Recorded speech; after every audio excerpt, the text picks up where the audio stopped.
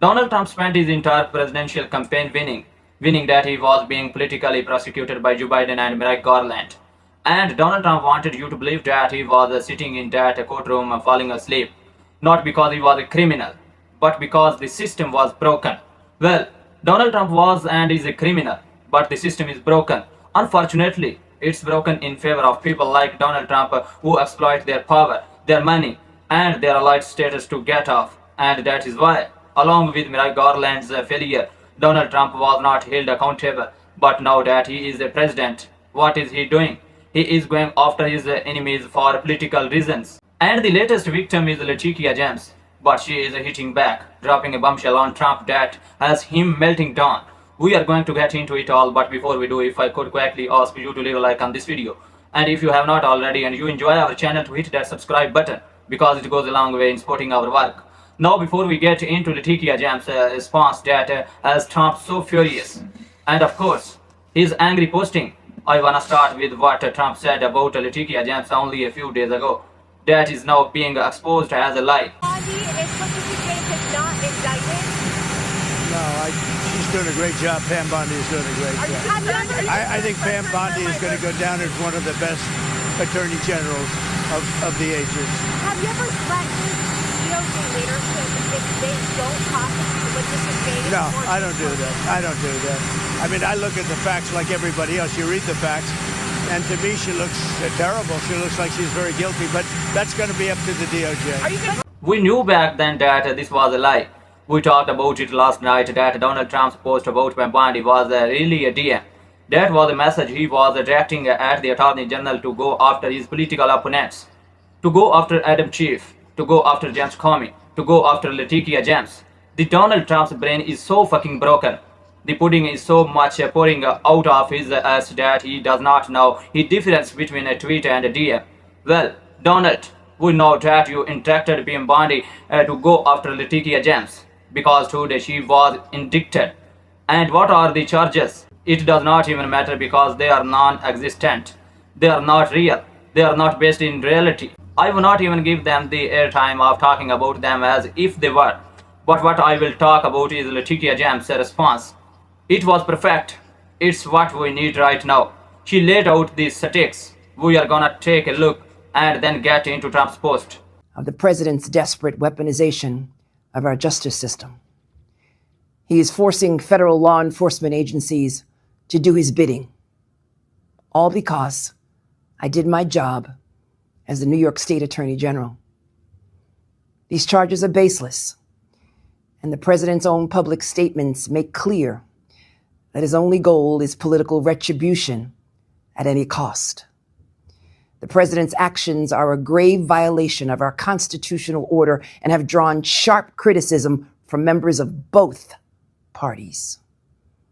His decision to fire a United States attorney who refused to bring charges against me and replace them with someone who is blindly loyal not to the law, but to the president is antithetical to the bedrock principles of our country.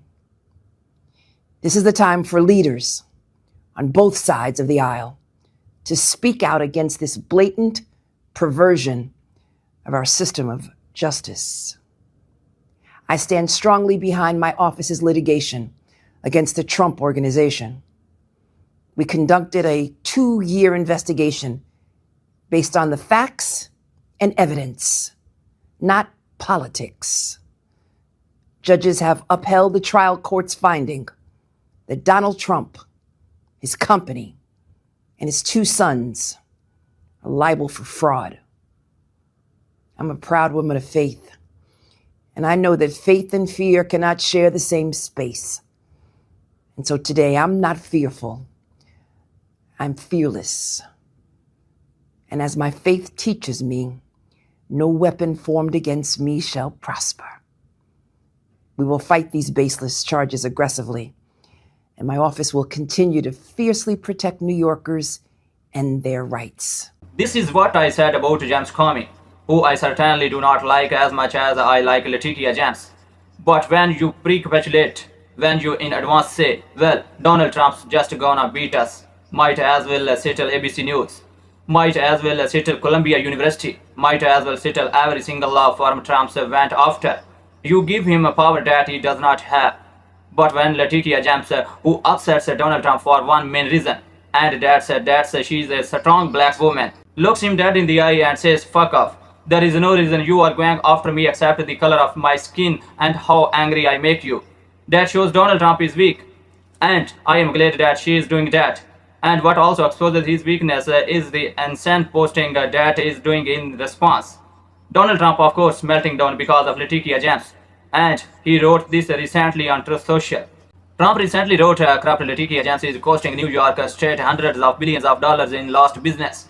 No company or individual wants to be there knowing that she is the quote unquote Attorney General. She is complete a total disaster who tried running against Kathy Hochul of Governor and only got 1% of the vote in polls and quit. She then went back to her witch hunt against President Donald J. Trump and others until this. This comb is removed from the Attorney General's office. No company will move to New York, and few companies will be using the New York Stock Exchange or Nasdaq for going public. The new taxes exchange will be taking all of this business away, and we are talking hundreds of billions of dollars. So of course, Donald Trump has been melting down at Letitia James, and I accept many more screeches into the night because she is hitting back. But it's not even that Letitia James or Comey are embarrassing Donald Trump. These attacks, these indictments, these funny attempts to attack his political opponents, they are blowing up in Donald Trump's face. And Lawrence O'Donnell detailed that in a way that you are gonna wanna get your popcorn for, as it relates to James Comey. So let's take a listen to Lawrence O'Donnell. Only 2 words in the courtroom today. It was her first appearance as a prosecutor in an arraignment in her career as a prosecutor, and career is a very strong word to use for someone who has so far spent exactly 12 work days of her life in that career. If you're a kindergarten student in America tonight, first of all, you should be asleep at this hour. And second of all, you already have a longer career as a kindergarten student than Donald Trump's new favorite prosecutor has as a prosecutor. She proved once again today that she knows absolutely nothing about prosecuting anything. The only 2 words she spoke today were her name. And she got that wrong, as only she could. In a lifetime of listening to lawyers identify themselves in court, as they are required to do at the beginning of a proceeding, I have never heard a lawyer get that part wrong until today. She was surrounded by lawyers who knew how to do it and got it right, including one who showed her how to do it right before she got it wrong. The clerk was the first to speak in the courtroom today, asking the lawyers to, quote, "Please note their appearances for the record." And the proper response to that is the lawyer's name and who the lawyer is representing. Everyone knows that, except Donald Trump's favorite new prosecutor. The clerk said, "Will the parties please note their appearances for the record?" Mr. Lemons, good morning, Your Honor. Tyler Lemons for the United States government. Ms. Halligan. Lindsay Halligan. Mr. Diaz, good morning, Your Honor. Gabriel Diaz for the United States. The court, good morning. Mr. Fitzgerald, good morning, Your Honor. Pat Fitzgerald, and it's the honor of my life to represent Mr. Comey in this matter. The court, good morning.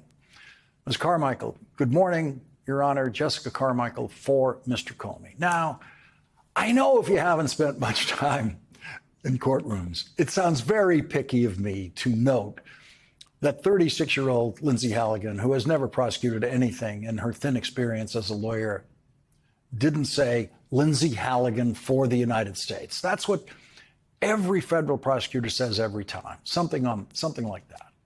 And there's a very powerful ring to it in that room. It's a phrasing that scares defendants. Although nothing could scare the tallest man in the room today, the 6'8" defendant, former FBI Director James Comey. But for a typical defendant who shows up in court for the first time in a federal case and hears the case announced as The United States of America versus John Doe? Many a John Doe gets weak in the knees realizing that he's up against, legally anyway, the United States of America. Federal prosecutors love to throw that around. Tyler Lemons for the United States government. Gabriel Diaz for the United States. Lindsay Halligan didn't know she was supposed to say that. Lindsay Halligan didn't know that she technically failed to respond to the directive to explain her appearance in court, what she was doing there. But what she said was more accurate than trying to claim that she was there for the United States. She was there for Donald Trump and only for Donald Trump. She personifies Donald Trump in that courtroom. But Donald Trump actually has more experience in criminal courtrooms than Lindsay Halligan has. Donald Trump really is the prosecutor of this case, and he is the most incompetent prosecutor in history. And so he has chosen the most incompetent so-called acting U.S. attorney in history. The silent Lindsay Halligan's prosecutorial career is now 12 days old at this point, but might not last much more than that, maybe not more than another month or so, because knocking her out of the case is one of the first things that James Comey's lawyer intends to do. These people are weak, they are ineffective, they are fearless. And we should make that clear. Let's point that out and let's remember the power that we have. That we saw Sinclair bend the knee. That we saw ABC bend the knee. Not to Trump at first, but then to us because we are more powerful. The powerful of our boycott, our cancellation, our callouts. That is more powerful than Donald Trump's fake tough guy act. Let's keep that in mind. If we capitulate in advance, if we let ourselves get down. When Donald Trump and Roosevelt said that they wanted to traumatize the federal workers, they also mean they want to traumatize us. They want us to disengage. They want us to not care or pay attention. And I do not want you to watch every story, respond to every post. I want you to just stay engaged. That is what we need right now. We need you to be in the fight. It does not need to be all-consuming, but it cannot shut your spirit down. We are gonna continue to fight on this show. We are gonna talk about these issues every single day. We are gonna call Stephen Miller a fuck, and Jesse Waters a piece of shit, and Donald Trump a weak, pathetic dementia adult nursing home patient. All of those things, and I am not gonna be scared of their censorship. And if you wanna support that, as always, you can hit that subscribe button, leave a like on this video. If you stuck around to the end, drop a blue heart in the comments, and until next time, I will see you soon.